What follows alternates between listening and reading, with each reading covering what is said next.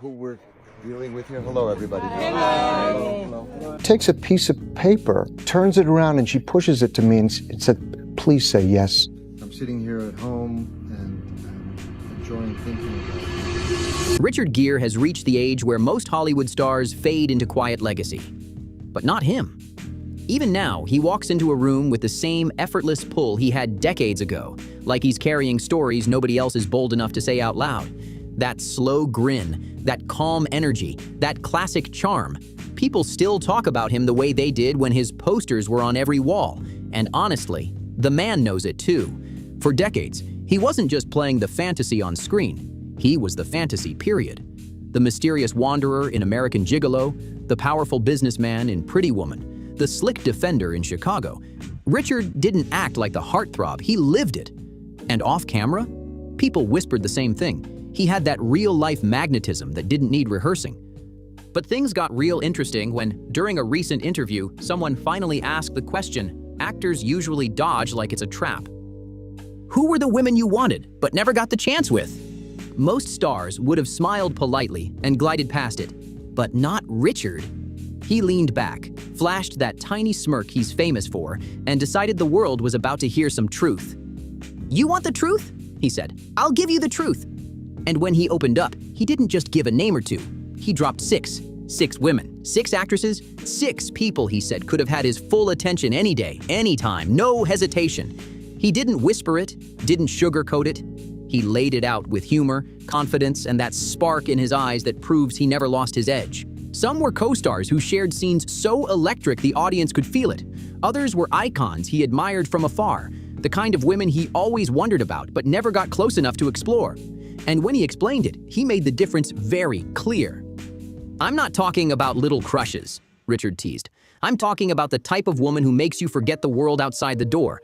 The kind who could close that door and, trust me, I wouldn't walk out until I used up every bit of energy I had." 6 names, 6 stories, 6 confessions from a man who built a career on desire and still isn't scared to speak on the fantasies that almost happened. So let's get into the list. Starting with number 1, Julia Roberts. That smile, that spark, that magic on screen that turned Pretty Woman into a global moment and made Richard Gere the most envied leading man alive. I think, not to be disagreeable, because it's not in my nature, but I would say the thing that you just said, Maria, that I love is that it revives old arguments. Richard didn't just smile when Julia Roberts' name came up. He reacted like someone had brought up a spark he still remembered way too well. He shook his head slowly, almost like the memory itself was stronger than he expected, and then he said her name in this calm, drawn-out way, Julia Roberts. And the way he said it carried a whole story behind it. According to him, everyone thought the fire between them and Pretty Woman was just Hollywood magic, but Richard made it clear that what people saw on camera was only a small piece of what was happening between takes. He said Julia had this way of laughing that could make you forget the entire world existed, like the cameras, the crew, the chaos. All of it faded the second she looked at you with those big, bright eyes. That's when, as he put it, acting stopped, and instinct took over. He admitted their chemistry wasn't something the studio had to build. It was there from minute one. He said it felt so real sometimes that he caught himself thinking, if we ever get left alone for too long, this is going to turn into something I can't explain. He even let out this low, playful laugh before adding, if she had ever motioned for me to follow her back then, we would have been missing from set. The crew would have been wondering where we vanished to. But Richard made sure people understood something else. What made Julia irresistible to him wasn't just her looks, even though he admitted she was glowing, quick-witted, fearless, and naturally funny. It was the fact that she didn't try to charm anyone. It just happened the moment she entered a room. He said every man within 10 feet could feel her presence without her saying a word. Then he leaned forward a little, voice dropping like he was sharing a secret only a few people ever heard. "People always ask if anything happened between us," he said. "The truth? What happened is simple. I spent months wondering what it would have been like if the cameras weren't rolling." And then he added, with a grin that gave everything away, "And trust me, I wanted it bad." He ended it with a laugh and that signature sly smile. "Julia Roberts could have had me in 2 seconds flat," he said. "I wouldn't have put up a fight." Diane Lane, the flame. He never forgot. The moment Diane Lane's name entered the conversation, Richard's whole expression changed. His eyes lit up like someone had just exposed an old temptation he never fully shook off. I would have to go deep roots back to 1972 and He let out a low, warm laugh and said, "Diane Lane. Now she's the kind of woman who can undo you with one look." He talked about how every time she gazed at him during their scenes, he thought, "This is serious trouble, and I'm not backing away from it." Their work together in Unfaithful was already intense, a story built on temptation, desire, and the type of connection that feels too strong to ignore. But Richard hinted that what the audience saw was only the controlled version of what they felt building under the surface. To him, Diane wasn't just a co-star, she was a force. Someone who walked on set and instantly changed the energy without raising her voice or doing anything dramatic. Richard described her as elegant, sharp, magnetic, the type of woman who steps into a scene and suddenly everyone is focused without knowing why. He didn't say anything crossed the line, but he absolutely made it clear the tension was real, the kind that stays with you long after the movie wraps. And based on the way he talked about her, that connection never fully faded from his memory. With Diane Lane, the danger wasn't just something written in the script. Richard said the real trouble came from her. She carried a natural magnetism that didn't feel forced or rehearsed. It was effortless, almost unreal. Diane could walk into a room and suddenly the vibe shifted. The air felt heavier, the energy sharper, like something was about to happen even if nobody said a word. Then she would give that tiny half smile. And according to Richard, that's all it took to throw him completely off balance. He admitted filming with her was never simple, not because he felt awkward, but because the connection between them was a little too genuine.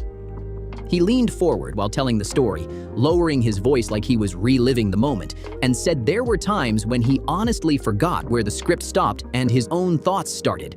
Diane would get close, whisper a line, and Richard said he'd think, "If she moves even 1 inch closer, we're going to be stopping this scene for reasons nobody planned." Richard even laughed at himself while remembering it. He said Diane did something most people never managed to do. She made him nervous, and not the kind of nervous where he forgot lines, but the kind where he couldn't stop wondering what would have happened if there were no cameras watching. That's the part that threw him off. The idea of "what if" was louder than any direction the director gave. He paused for a moment, eyes lighting up like someone remembering a good secret, and said, "Let's just put it this way. If Diane Lane ever wanted to blur the line between acting and real life, I wouldn't have argued. Honestly, I would have thanked her." The host didn't let that slide. They pushed him. "Really?" Richard leaned back, that trademark grin spreading across his face, and answered without hesitation. "Diane was temptation in human form," he said. "There's no resisting that. You just pray nobody sees you giving in."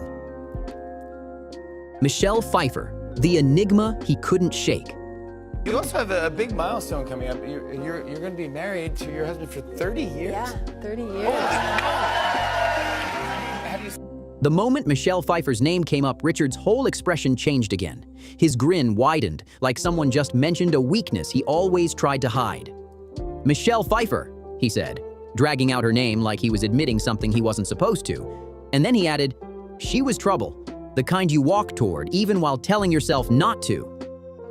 He described Michelle as this impossible mix, cool and controlled 1 second, then warm enough to pull you right in the next.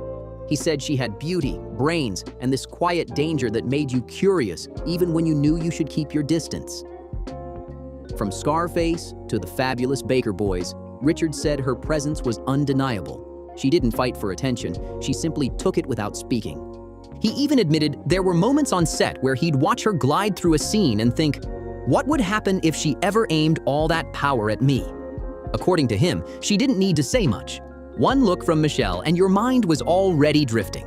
He said she could take you apart with those eyes without lifting a finger, and everyone around her knew it.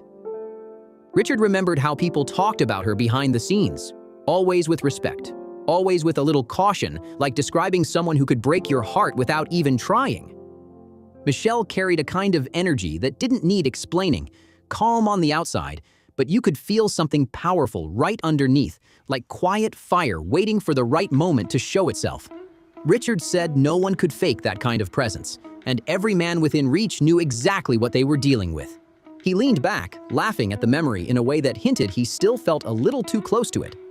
He said if Michelle had ever leaned forward, brushed his hand, and whispered, "Let's go," he wouldn't have needed a second invitation. According to him, he would have been out of his chair so fast the wine glass wouldn't have stopped moving. Michelle had that effect, the kind of presence that made you forget the whole room around you. She made you forget the job, forget the cameras, forget the character you were supposed to be playing, and start thinking about what the moment would feel like if she closed the door behind you. That's the kind of pull Richard said he couldn't ignore. But he also made something clear. This wasn't shallow interest or simple attraction. It was fascination. Michelle wasn't only beautiful, she was sharp, quick, observant in a way that made you feel like she saw everything.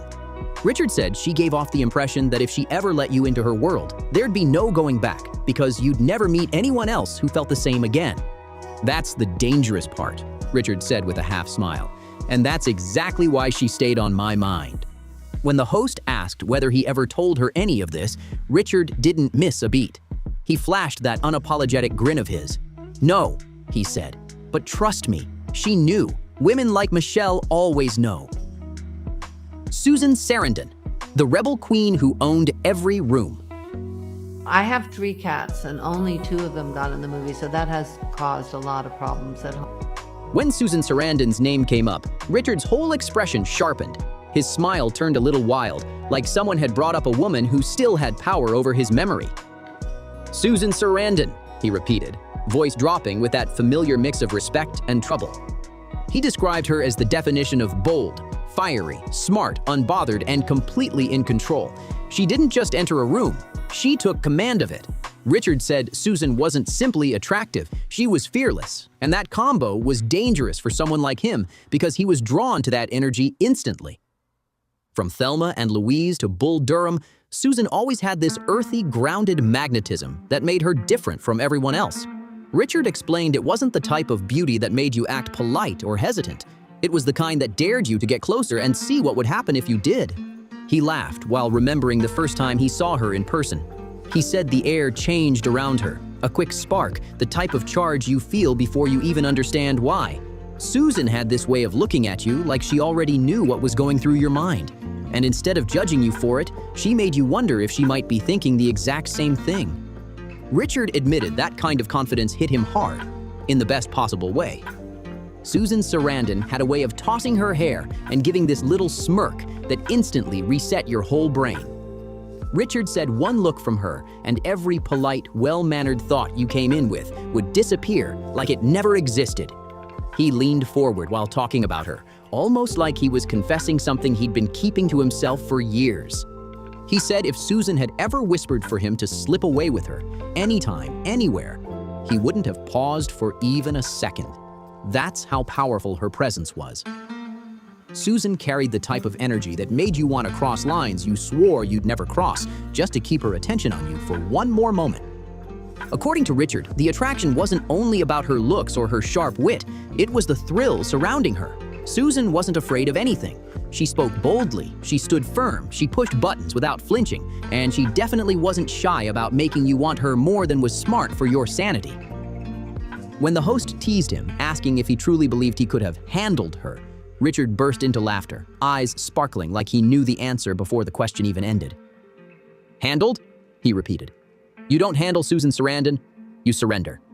And he said it proudly, adding, "And trust me, I would have thrown my hands up and given in without a fight." Sharon Stone, the ice queen with fire behind her eyes. It's okay to use what Mama gave you. When Sharon Stone's name entered the conversation, Richard didn't even try to hide his reaction. He let out a slow whistle and shook his head with a grin that said everything. "Sharon Stone," he said, almost like saying her name stirred up old voltage. He described her as pure, concentrated danger, the kind men willingly walk toward even when they knew it wasn't smart. From Basic Instinct to Casino, Sharon didn't just play seductive characters. She transformed that energy into a weapon. She moved with purpose, she held her ground, and she understood exactly how powerful she was every time she stepped into a scene. Richard said when Sharon looked at you directly, it felt like she peeled away every layer of confidence you thought you had, and none of it felt forced. That was simply who she was. Each smile, each shift in her eyes, each moment of silence carried heat, and he joked that anyone with sense shouldn't look directly at her for too long unless they were prepared for what might happen next. He remembered seeing her at industry events and feeling that same surge, even across a crowded room. That aura she carried wasn't just beauty, it was electricity. People didn't just notice her, they reacted to her. Richard said she had this sharp intelligence behind her eyes, the kind that made you think she knew exactly how much trouble she could cause if she wanted to. And she enjoyed keeping everyone aware of it.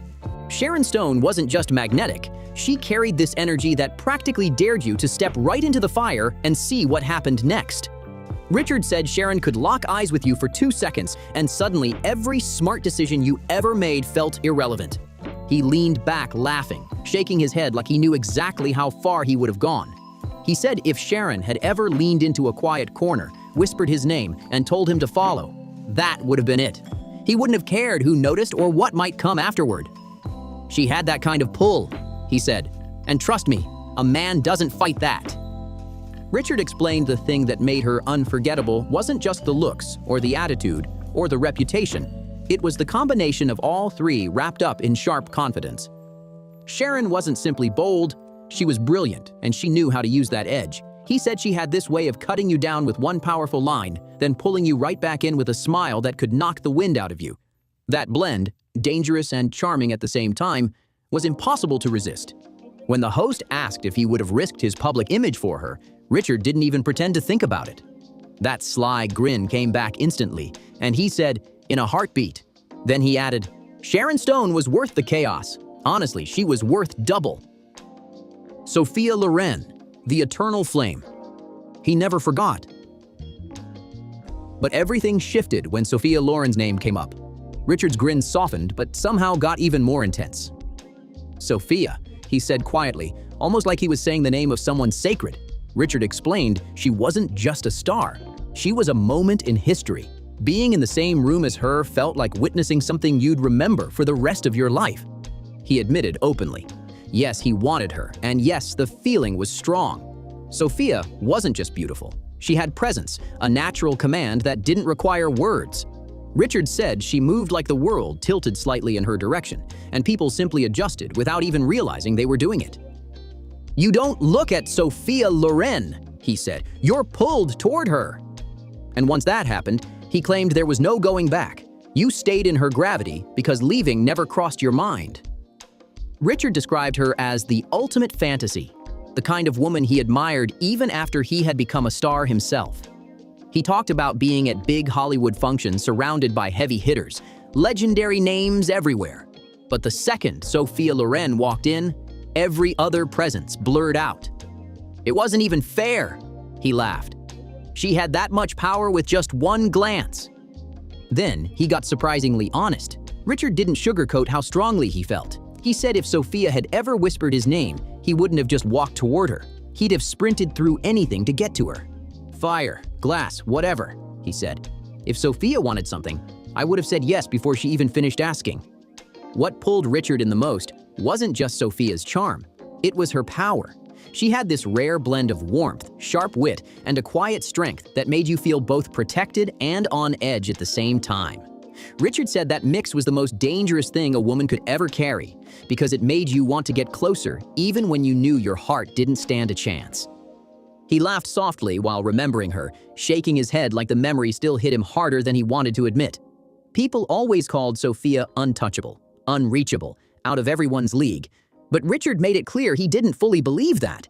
He said if she had ever allowed even the smallest moment of closeness, well, that would have changed everything. He paused then, eyes lighting up with that same mischievous spark he carried through the whole conversation. Let's just say, he hinted, if Sophia ever gave me that chance, the cameras would have caught something Hollywood definitely wasn't ready for. And just like that, his list came full circle. 6 women who shaped his imagination, his memories, and his most guarded fantasies, each one unforgettable in her own way. If you enjoyed diving into Richard's unfiltered confessions, make sure to like, share, and subscribe for more stories that Hollywood never meant for you to hear. And don't forget to check out the next video popping up on your screen. There's even more celebrity drama waiting for you. See you on the next one.